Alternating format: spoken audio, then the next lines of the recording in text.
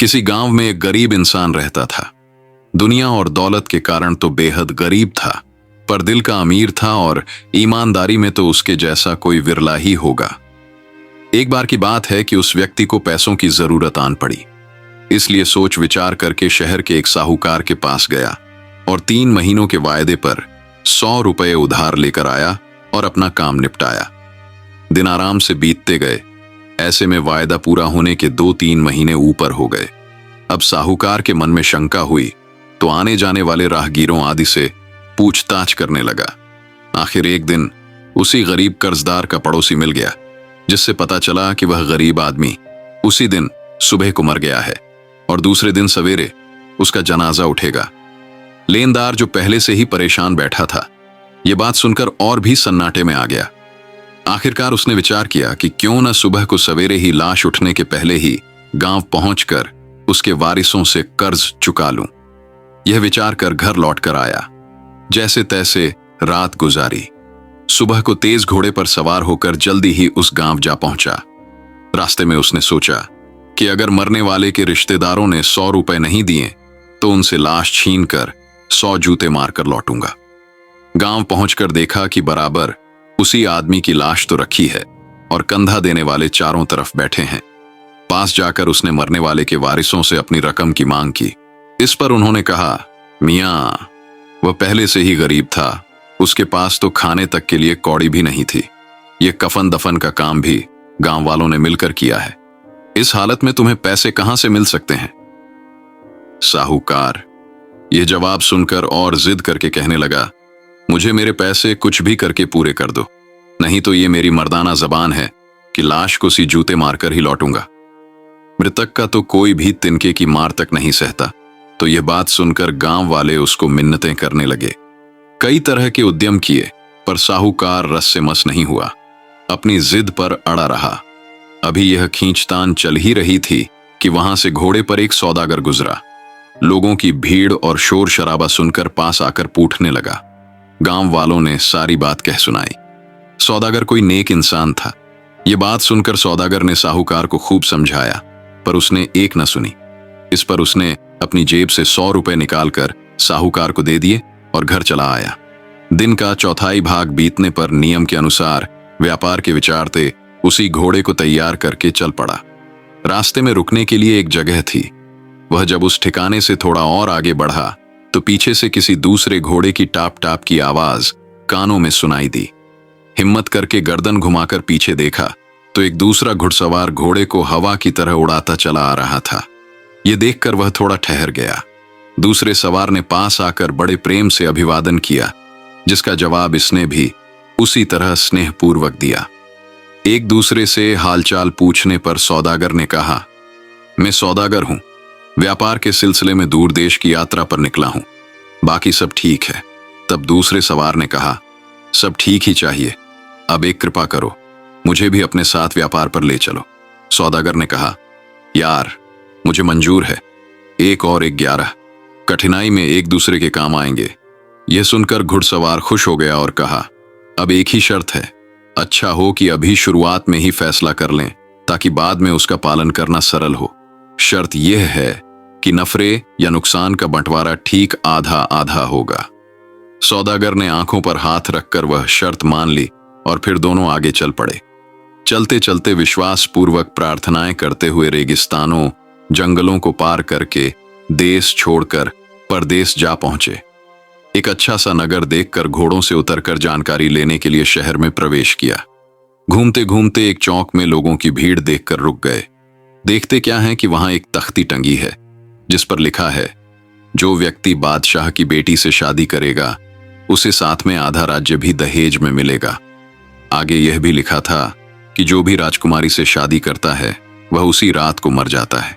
पता नहीं क्यों ऐसा होता है, फिर भी अगर कोई तैयार हो तो नगाड़ा बजाकर सूचित करे। तख्ती पढ़कर दोनों आश्चर्य में पड़ गए। आखिर थोड़े विचार के बाद घुड़सवार ने सौदागर ने कहा, भाई, तुम किस्मत आजमा लो। सौदागर ने जवाब दिया, भाई, तुम तो बड़े अच्छे शुभ चिंतक निकले जो आंखों देखी मौत के पास भेज रहे हो। दोस्त भले ही तुम्हारे जैसे हों, पर ऐसी शादी से तो कुंवारापन भला है। मैं यह सलाह हरगिज नहीं मानूंगा। इस पर घुड़सवार ने कहा, भाई, मर्द वही है जो हर मुश्किल का सामना करे और अनहोनी को होनी कर दिखाए। तुम मेरी सलाह पर किसी प्रकार की शंका मत करो। साथी ही साथी का बल होता है। अल्लाह का नाम लेकर हिम्मत से संकल्प करो। मैं भी हाथ पर हाथ रखकर नहीं बैठूंगा। यह सुनकर सौदागर ने ठंडी सांस भरकर कहा, यार, ये शादी नहीं, मौत का सौदा है। जान हर एक को प्यारी होती है। मुझे इस वक्त शादी की जरूरत तो नहीं है, फिर क्यों लालच में पड़कर अपने आप को और अपने बने बनाए घर को मुसीबत में डालूं। दोस्त वही जो समय पर सही सलाह दे, पर अब अगर इनकार करता हूं तो तुम मुझे डरपोक समझोगे। इसीलिए जैसी तुम्हारी मर्जी, पर एक बात याद रहे, पीछे से मेरे घर बार की सार संभाल करते रहना। यह कहकर फिर से आकर उसी तख्ती के पास खड़ा हो गया और डांडियां उठाकर 2-3 बार बहुत जोर से नगाड़े पर दे मारा। नगाड़े की आवाज सुनकर सारे शहर के लोग यह तमाशा देखने के लिए इकट्ठे हो गए कि देखें तो सही, कौन बदनसीब मरने के लिए तैयारी करके आया है। उसी समय नगाड़े का स्वर सुनकर नियम के अनुसार मंत्री भी महल से निकलकर आ गया और दोनों को साथ ले जाकर बादशाह की कचहरी में खड़ा कर दिया। घुड़सवार ने शहजादी के साथ सौदागर के विवाह का प्रस्ताव रखा। बादशाह ने अपनी स्वीकृति दे दी। दूसरे दिन बड़ी धूमधाम से ब्याह हो गया। सुहागिनें नेक चार करके सौदागर को घर ले गईं और फेरे करवाकर लौट गई। दोनों पति पत्नी को मौत की नींद साथ ले चली। उधर वह घुड़सवार, जिसने अपने मित्र को लाल दूल्हा बनाकर मौत के मुंह में भेजा था, उसने विचार किया कि देखूं तो सही कि क्या कारण है जो बेचारे दूल्हे रात के बीच में काल के मुंह में समा जाते हैं। आखिरकार जब सारा कोलाहल शांत हो गया, सभी अपने अपने घर जाकर विश्राम करने लगे, तब तलवार लेकर धीरे धीरे दबे पांव वह दूल्हा दुल्हन के कमरे में चला गया। देखा कि दोनों जने मीठी नींद में सो रहे हैं। वह भी पलंग के नीचे चोरों की तरह छिप कर बैठ गया। अचानक साहस करके देखा तो पाया कि एक काला भयंकर नाग शहजादी के मुंह से निकलकर सौदागर की ओर बढ़ रहा है। उसके पास तो पहले से नंगी तलवार थी ही, तो एक ही बार में नाग के 2 टुकड़े कर डाले, फिर रूमाल में उन्हें बांध उसी तरह कमरे से निकलकर अपनी जगह पर जाकर सो गया। सुबह को सवेरे सवेरे नौकरानियां दूल्हे की जानकारी लेने के लिए दौड़कर आईं, तो देखती क्या है कि दूल्हा तो तेल फुलेल करके दुल्हन के पलंग पर बैठा है। बस फिर तो खुशी की सहर दौड़ गई। बादशाह पर बधाइयों की बरसात होने लगी। दान दक्षिणा दी जाने लगी। गरीब, भिखारियों, फकीरों आदि ने खूब पेट भरकर खाया। 3 दिनों तक उत्सव मनाने के बाद सौदागर बादशाह से इजाजत लेकर दुल्हन के साथ उसी दोस्त सहित अपने देश को चला। चलते चलते जब उसी पुरानी जगह पर पहुंचे तो सवार ने कहा, भाई, मेरा रास्ता दूसरी ओर है, इसलिए अच्छा होगा कि वहां थोड़ा रुककर प्रार्थना करके अपना अपना स्थान ले। ये बात सौदागर को भी ठीक लगी और वे घोड़े से उतरे। सौदागर ने घुड़सवार को बहुत समझाया, मियां, अभी मेरे साथ चलो और खुशी के 2-4 दिन गुजारो, फिर चले आना। पर वह अपनी जिद पर अड़ा रहा। आखिरकार सौदागर ने उसे इजाजत दे दी। अब सवार ने कहा, शर्त के अनुसार आधा आधा बांट लेते हैं। सौदागर ने बड़ी खुशी से उसे दहेज में से आधा माल दे दिया। सवार ने अपना हिस्सा संभाल कर रख लिया और कहा, मियां, अपना करार तो यह था कि जो कुछ भी मिलेगा उसके 2 भाग करेंगे। हमें इस सफर में माल के साथ एक औरत भी मिली है, सो शर्त के अनुसार उसका भी आधा मुझे मिलना चाहिए। सौदागर ने यह सुनकर जवाब दिया, कभी पत्नी का बंटवारा भी सुना है? संभल कर बात करो, ये क्या कह रहे हो? अगर अच्छे इंसान हो तो ये बकबक बंद करो। सवार ने कहा, मियां, दुनिया का दस्तूर यही है कि व्यापार वचन पर होता है। बेटे, बेटियों के संबंध जबानी तय किए जाते हैं, इसलिए तुमने जो वचन दिया है भले मनुष्य की तरह उसे निभाओ, नहीं तो मैं भी कोड कायर नहीं हूं। अच्छा होगा कि वचन पूरा करो, नहीं तो माफी मांगकर जान छुड़ाओ। सौदागर भी चतुर था, सो मौका देखकर आरजू मिन्नत करने लगा। कहा, भाई, मुझे अपना वायदा याद है, पर तुम भी अच्छे इंसान हो, कुछ तो विचार करो। अपने दिल पर ही हाथ रखकर देखो, किसी समा, सुमरा, राजा, महाराजा ने ऐसा किया होता तो मैं भी मान लेना, पर अपना वायदा तो वाणिज्य व्यापार के लिए था, सो नफा बराबर आधा आधा कर लिया। अब समझदारी से काम लो, कहीं ऐसा ना हो कि आपस में कटुता पैदा हो जाए। सवार ने कहा, नए दूल्हे, 2 भाई और तीसरा लेखा, इसलिए मैं तो अपना हिस्सा मरे मारे बिना नहीं छोड़ूंगा।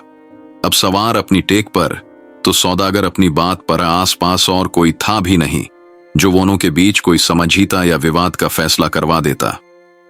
आखिरकार सौदागर ने ठंडी सांस भरकर अपनी दुल्हन की ओर देखा, जो उसका मतलब समझ गई और कहा, स्वामी, अगर आप दोनों का आपस में ऐसा ही करार है तो निसंदेह उसका पालन होना चाहिए। मेरा देवर किसी बुरे विचार से आपसे जबरदस्ती नहीं कर रहा है, वह तो अपना अधिकार मांग रहा है। इसलिए अच्छा होगा कि आप यहीं पर मुझे आधा आधा काट कर दोनों अपने हाथ मलते चले जाएं। यह सुनकर सौदागर ने कहा, भाई, मैं अब अपना वचन पालने के लिए तैयार हूं। सवार ने कहा, तुम्हारी दुल्हन को धरती पर बिठा दो ताकि तुम्हारी आंखों के सामने 2 टुकड़े कर दूं। सौदागर ने उठकर ऐसा ही किया।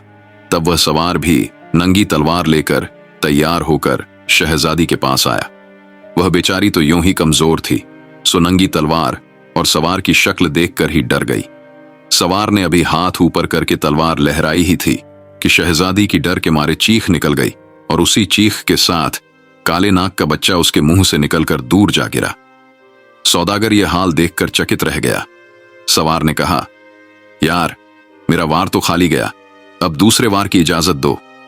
सौदागर ने कहा, मियां, मैं अपनी बात पर कायम हूं, तुम भले ही दूसरा वार करो।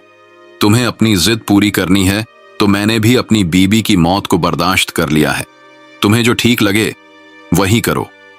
सवार पहले की तरह शहजादी के पास गया। तलवार को मजबूती से पकड़ अभी मारने के लिए आगे बढ़ाया ही था कि शहजादी पहले से भी ज्यादा जोर से चीख कर बेहोश हो गई और उसी तरह नाग का दूसरा बच्चा उसके मुंह से निकलकर दूर जा गिरा। सौदागर और ज्यादा हैरान हो गया। सवार ने उसके पास जाकर कहा, भाई, दूसरी बार भी वार चूक गया, अब क्या सलाह है? सौदागर ने कहा, मियां, मुझसे क्या पूछते हो? तुम्हें अपना काम पूरा करने की छूट है। इस पर सवार ने हंसकर तलवार उसके पैरों पर रख दी और शादी की रात को नाग मारकर उसकी जान बचाने वाली सारी कहानी कह सुनाई। सौदागर ने रूमाल में बंधे नाग के टुकड़े देखकर और अपने दोस्त के मुंह से सारा किस्सा सुनकर ईश्वर को लाख धन्यवाद दिए और हाथ जोड़कर सवार से माफी मांगने लगा। सवार ने गले लगाकर उससे कहा, भाई, माफी तो मुझे तुमसे मांगनी चाहिए कि तुम्हारी पत्नी के 2 टुकड़े करने की जिद की और तुम्हारा कहा नहीं माना। बात कुछ इस तरह है कि मुझे पहले से ही पता था कि शहजादी के पेट में इस आफत के 2 बच्चे भी पड़े हैं जो बड़े होकर तुम्हें फिर से नुकसान पहुंचाते, इसलिए सिर्फ इन हथियारों को टालने के लिए ऐसा किया। तुम्हारी बीवी तो मेरी बहन समान है, मुझे जो करना था सो कर दिया। अब दोनों सारी जिंदगी मजे से रहो और मुझे इजाजत दो ताकि दिन रहते घर पहुंच जाऊं। सौदागर ने कहा, भला इतना तो बताओ कि तुम्हें पता कैसे चला कि मेरी घरवाली के पेट में काले नाग के 2 बच्चे भी पड़े हैं? सवार ने पहले तो बहुत आनाकानी की, पर सौदागर भी कहां पीछा छोड़ने वाला था। आखिरकार मुस्कुराते हुए कहा, भाई, मैं उस गरीब आदमी की रूह हूं जिसकी लाश को 100 जूतों की मार से बचाने के लिए तुमने अपनी जेब से 100 रुपए दिए थे। यह कहकर रूह घोड़े सहित अदृश्य हो गई। ये दोनों दूल्हा दुल्हन घोड़े पर बैठकर सकुशल घर पहुंच गए।